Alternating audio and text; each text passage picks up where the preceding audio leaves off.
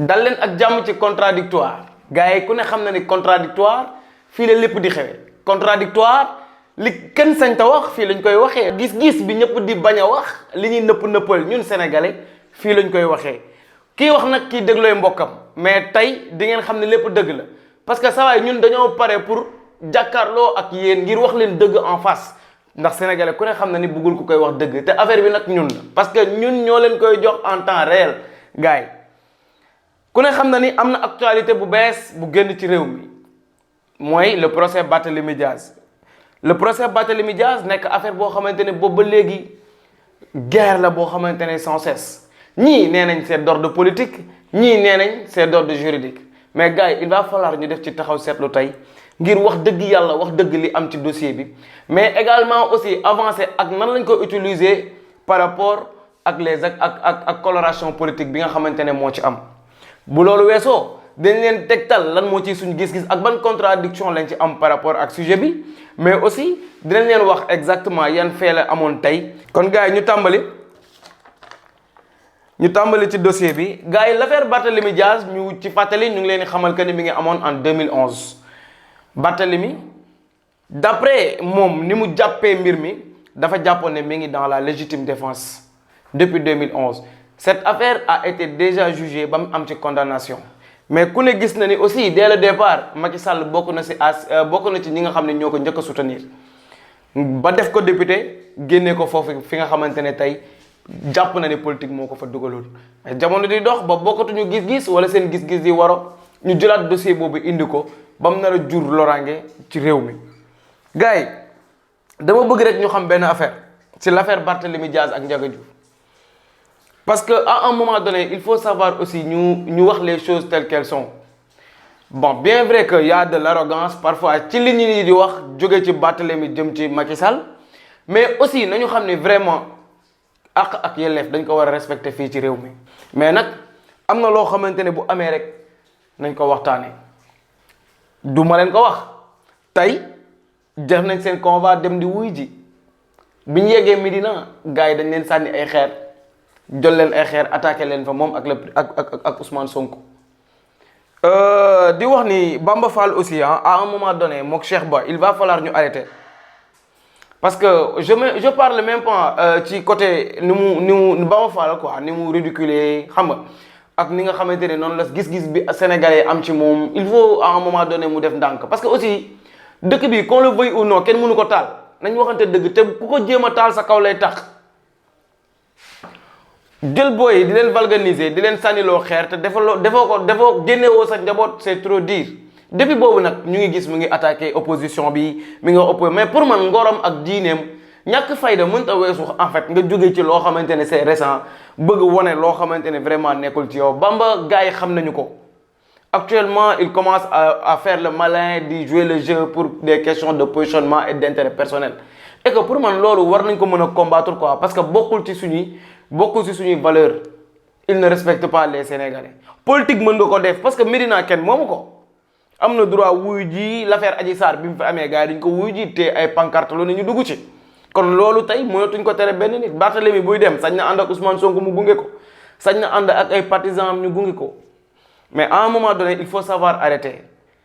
jël ay booy manigancé leen fay leen weccit xam nga 2005 yi booy tamit seen parents yi parfois du ma leen comprendre quoi ay 2005 bi ñu lay jël teg la ci tali di la sànniloo xeer pour lan au nom de quoi il faut ñu indiwaat xel yi di wax ni Bamba Fall ñun ñu ngi koy xaar ci leneen ku ne am nga droit dem fu la neex mais mënoo jaay sénégalais yi y a 2 mois de cela que Macky dafa nekk di éliminer ses adversaires politiques tey sa même Bamba Fall am fitu taxaw di xool sénégalais les yeux dans les yeux non di sànni xeer Barthélémy Diaz wala di sànni xeer opposition bi à un moment donné il faut arrêter gis nga réew mi buñ ci jugul fi mu jëm wóorul parce que nag ku artuwul di nga àtte ku artuwul rek di nga àtte il faut que ñu bàyyi loolu xel xam ne Sénégal ñun ñëpp ñoo ko bokk l'affaire Ousmane Sonko Barthélémy Diaz ñoom aussi on les appelle dans un discours beaucoup plus serein parce que ñëpp xam nañ ni lu ëpp ci askan bi dañ leen a jox bopp jamono ji donc il faut ñu jouer aussi ci stabilité réew mi ñun ci loolu lañ leen di woo parce que lii c'est honteux te koo gaañ sa morom nga gaañ parce que on est tous des frères on est tous des Sénégalais tey affaire bi am dafa ridicule ñaata nit ñoo ci gaañu ñii seen bopp toj ñii xam nga daw dali fële ñu yàq ci ay oto mais pour lan pour des raisons purement politiques parce que lan Bamba Fall veut démontrer que le président waaw Médina fiefam la te man gëm naa ne bu ñu doon dem élection nii dina xam ne lépp dëgg la parce que sénégalais léegi dañoo yeewu am fu ñuy xool di fa gisee nañ waxante dëgg kon bu ñu jëlee exemple ku mel ni Barthélémy Diaz li ko daloon si Ndiaga Diouf kon mën nañ def benn interprétation parce que tey bi ko booy songee dafa daw léegi ñuy laaj daw boobu lan moo ko waral genre bëre dafa paniqué woon moo tax mu tiire wala dafa bëgg sàmm boppam moo tax mu tiire wala parce que tey bi ko booy attaqué dafa daw pourquoi il n'a pas résisté loolu aussi ay question la yoo xam ni war nañ ko laaj gars yi souvent peut-être mën nañ nekk dans leurs états mais vraiment lu ñuy woote réplique du dañuy bëgg réprimer seen askan aussi parce que lan moo tax tey taxawul jàmmaarloo ak booy lan moo tax tey il n'a pas été résistant pourtant dafa taal ay otoom dafa taal otoom dem donc loolu aussi pour man vraiment c'est un constat boo xam ne war nañ ci def taxaw seetlu kon mën nañ ni sax li ko dal ci affaire Ndiaga Diouf bi peut-être tayu ko wala est-ce que vraiment courage bi mu doon woote actuellement bi nekkoon ci moom dafa dem wala donc ay multiples questions mën na judd par rapport ak li nga xamante ne tey moo am tey beneen jàngat bi c'est le même exemple le cas de Ousmane Sonko ku ko xam ni force am c'est la résistance en fait moom ci logique résistance la nekk bañ na ko ba boo waxee danaan la Macky Sall xamul négociation Macky Sall gasta la xam en réalité tey loolu moo ko may sax dayoo bi mu yegg tey aussi ñu gis la même situation mu taal otom dem moom aussi dans ce cas de figure est-ce que mënuñ wax ni vraiment dafay wax être dur avec Macky Sall mais au fond de lui sax bëggul réprimer benn nit wala benn doomu adama ba kenn di ci gaañu truc de ces genre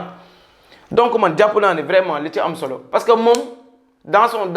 ses attitudes dans son comportement li ñu gën a ràññee ko mooy il faut que une opposition radicale mbedd bi te yàlla may na ko benn force boo xamante ne tey peut-être bu woote woon leneen mën na am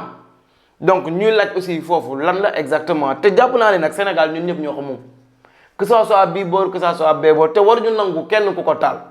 kon tey boo leen gisee ñaari exemple yooyu nga xam ne bon gars yi Ousmane Sonko que Barthélémy Diaz nekkuñu ay nit yu violent tey mënoon nañ dem woo def rapport de force gaañanteeg askan wi te ku ci nekk sa moromu sénégalais ngay gaañ man je pense que discours bi moo xaw a métti rek mais au fond de lui ñoom ils ne sont pas violents man loolu laa gëm kon gars yi ñu xam ni vraiment que Sénégal ñun ñoo ko bokk te kenn waru koo taal parce que ku ko taal rek sa dëkk nga taal ku ko taal sa réew nga taal te bu gaal gi muccul yow doo mucc kon ñu ngi leen di sant di leen gërëm di leen wax ni aussi ngeen di aimé seen xalaat ngeen ñu koy jox ci commentaire yi ñu leen koy delloo fii lay xewee ci Pexxe TV dans Contradictoire peace and love